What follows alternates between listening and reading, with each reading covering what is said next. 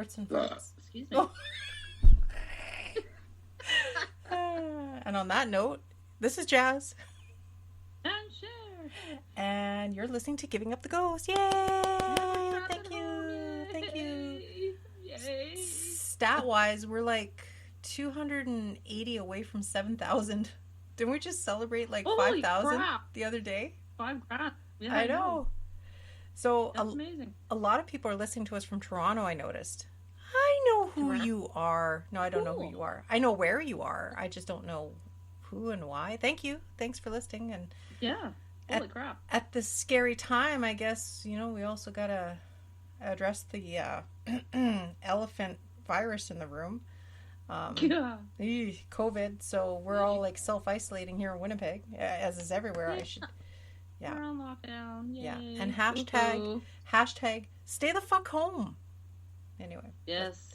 Just my own personal. As much as you can. Yes. I mean, of course, you got to go out for supplies and stuff, but groceries. But you see people reporting on this stuff all the time. They're like, I go in, I get my stuff, and there's people in my way, and they're mulling around. They're making it like a day trip, I know, yeah. Because they want to get out. Yeah. No. Don't supposed to take the whole family. Don't drag your little fucking rugrats in there. No, worst place. It's a one man expedition. I know. I heard the little Walmart by me is closing, so I don't know how. I Googled it, I couldn't find anything, so I don't know.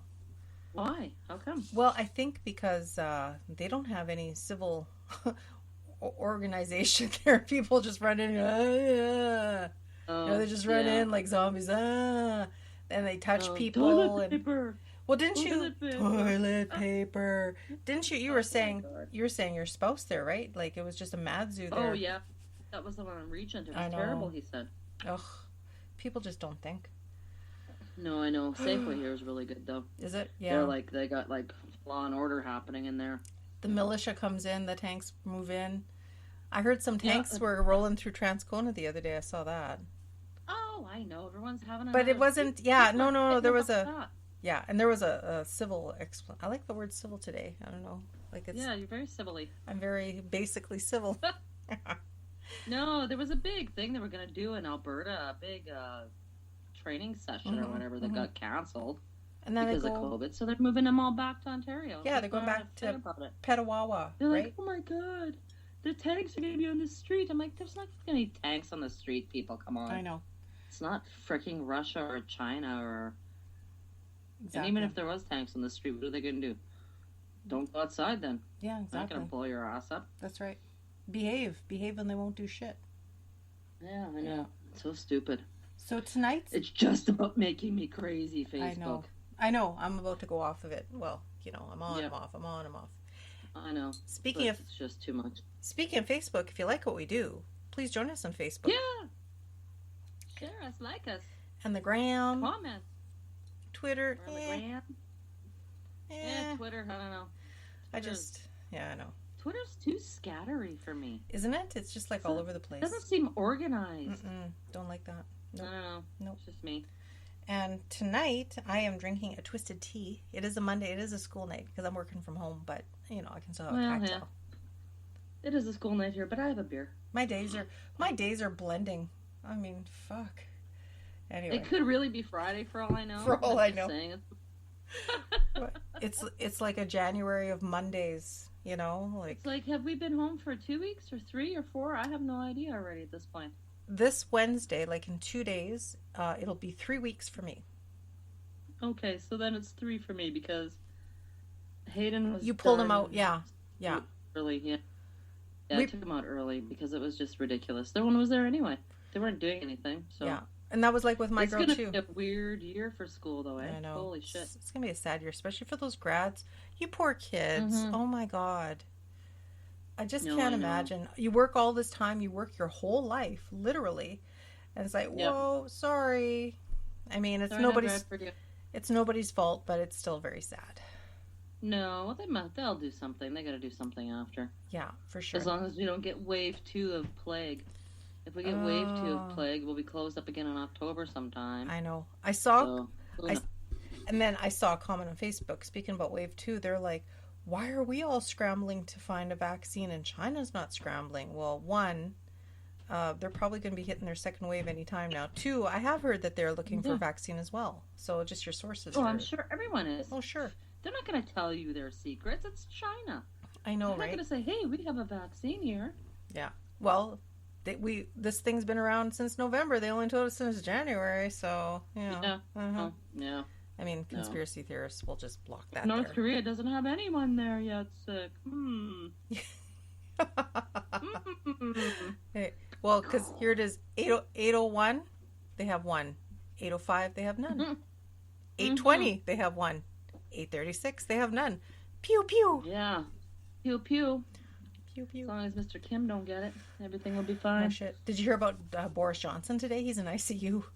The Prime Minister. Oh, shit. He was sick for 10 days, and they put him in there now, eh? I know. He did not look well That's on... not good. Was it the weekend? No, it must have been Thursday, Friday, because the Queen did his address, eh? That's why the Queen came on. Yeah. And he did not look well. That was like... sorry, I just broke my mic there. That's okay. That was like... He's like 46, and it was 10 days, and they went in and set him in for oxygen, and all of a sudden he's in ICU now. Well, actually... But he's still conscious. Yes. So... Yeah, oh yeah. He's actually 55, but he looks 65. Like, he looks really... He 55? Yeah. Where did I see 46 then? I don't know. Well, he was at one time. In my marbles. Yeah, he was at one time.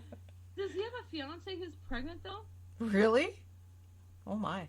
That's what I thought I read, unless I'm reading some freaking reader. I don't know. Did his wife find out? I don't know. I must be somebody completely Don't different. tell his wife. His wife. She locked up somebody. Shit. So, I wonder who the hell I was reading about. We talked about our stats. We talked about our peoples. We talked about... The peoples and our stats. You know, peoples. Makes us happy, guys. Thank you so much. And these grim times, it's nice to hear that somebody appreciates. We made some new friends, right? That Kara that we talked about her house a few episodes ago. And there's another lovely lady I've been in touch with. We'll interview her maybe in the next week or so. I think she's in Brandon. I'm losing track. I have everything written down. I'm a good girl. I'm a good little girl. Yeah, no, the Brandon one I think we haven't done yet, right? Yeah, there's so I'm hoping this week we can get back together like this if you have time. And I know. And we'll cover people been approaching us. We're going to read some of the stories because there's some people that given us full bore. They're like, go for it, read my story. They don't want to be interviewed necessarily. That's cool. We still got some stuff from Gimli, but we just did Gimli, so we'll hold off until we get a couple more, I think, right? Yeah, load it up a bit. Yeah, and then we did get one house. Somebody is good. Yeah, it's going down really nice. Nice. It is. Just like my kids say, very nice. Nice, very good. Nice.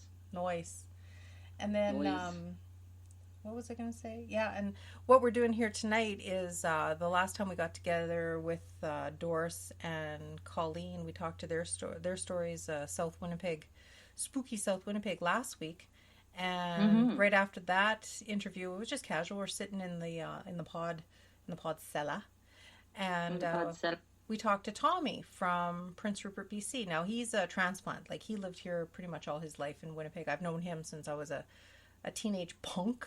Tommy messages me on Facebook a couple times every now and then, some jokes and stuff, and I've posted it up on our page. I'll give him credit, all that kind of good stuff. Yeah, and then, I've seen that, yep. Yeah, and then all of a sudden, I think that I told you the one time where he's like, and there was the one time I saw my sister's guardian angel. It's like, yeah. What? And you're like, wait a second. What? You can't just drop that in a conversation. What? So, so tonight's episode is our continuation with Tommy from our Pod Cellar. I don't think we were in the bag. I think we were just getting tired, right? So we didn't intro it or anything. It was at the end of the night. No, we might have been full of food and everything else. Full of full. We could have been full of everything then. Full of everything, yeah. So, so this is what we're introing tonight. If you wish to contact us, and please contact us, you can contact us at Givinguptheghostpodcast at gmail.com. That's right. That's where we're at. Yay! And and I have material to make ghosties. So I think once I get some ghosts, and then my friend Debbie from Dauphin's gonna embroider some initials, giving up the ghost for the back of them. It'll be nice. Oh, excellent. That'll be perfect. Oh, she's in self-isolation right now. Wool? I want wool. I'm going to crochet some little COVID virus balls for stress balls. I thought you were going to say I'm going to crochet some masks. Crochet some little COVID stress balls. It's like, I'm not sure if that's going to work. But anyway. No, it's a little airy. Kind of like when you get a crochet bikini. I might have some extra wool if you want extra wool. Because I crochet from time to time. Do you? Yeah, I do. Not this winter. I have to look into my stash. So, please have a listen. Tonight's episode is called The Bowler Hat Ghost of St. Boniface. Ooh. Enjoy, and we'll be right back. Yeah, so this was your home, like your childhood home, and then you had messaged me the other day to say that your sister had a guardian angel. Oh, sorry, the guardian angel was actually at our house in Steinbach. Oh, okay. I didn't realize you grew up in Steinbach, or you stayed in Steinbach. When I was a little kid, my grandmother's house in Steinbach, we lived there until I was about 4 or 5, and then we moved to Horace Street. Okay. But it's like, honest to God, everywhere that I've lived has had some type of paranormal activity, and it's been very, I don't know, some people, they say, are very prone to feeling it or sensing it, and I think I'm one of those people, because up here in Rupert as well, I've had weird experiences with paranormal stuff, not to the extent that I had when I was a kid, but a little bit of stuff up here as well. Interesting. And like your kids, because you have foster kids, have they experienced anything as well, or? Yeah, they've heard stuff, and with the, a lot of them bring a lot of baggage into the situation and stuff. Yeah. So I'm always doing a lot of cleansing with and smudging with sage and stuff. But I've had kids tell me, I thought I saw something out of the corner of my eye. I swear I could feel somebody downstairs. And one of the kids actually verified the mysterious knocking that's happened at my house in the past. Wow. Yeah. Jeez. So, and then going back, you said, like, again, your sister had a guardian angel, and that was in your house in Steinbach, correct? Yeah. Yeah. Okay. And you even saw this guardian angel, too, you were saying. I did. So what happened was my sister, and I must have been thinking back 3 or 4, because as far back as I remember my sister being a little kid and talking about her guardian angel. And she would talk about how this person she would see, and she would give a great physical description of the person. And to her, this person was real. Like, she would have sightings of him. And one afternoon, we were sleeping, and we were in bunk beds. And this is how clearly I remember the situation. We were in bunk beds. We were in the top shelf, or the top bunk. And I'm laying closest to the doorway, and behind the door is a closet. And so I'm turned slightly, and I'm looking up, and my sister is sitting facing the closet, and she is smiling and talking. And I looked at her and I said, "Who are you talking to?" And she said, "My guardian angel. He's in the closet." Oh my God. So how old was she then? You said 6. She was about 5. Oh, 5. Okay. 5, 6. Yeah. So I, just kind of went, "Oh my gosh!" And then I turned and I looked and I sat up.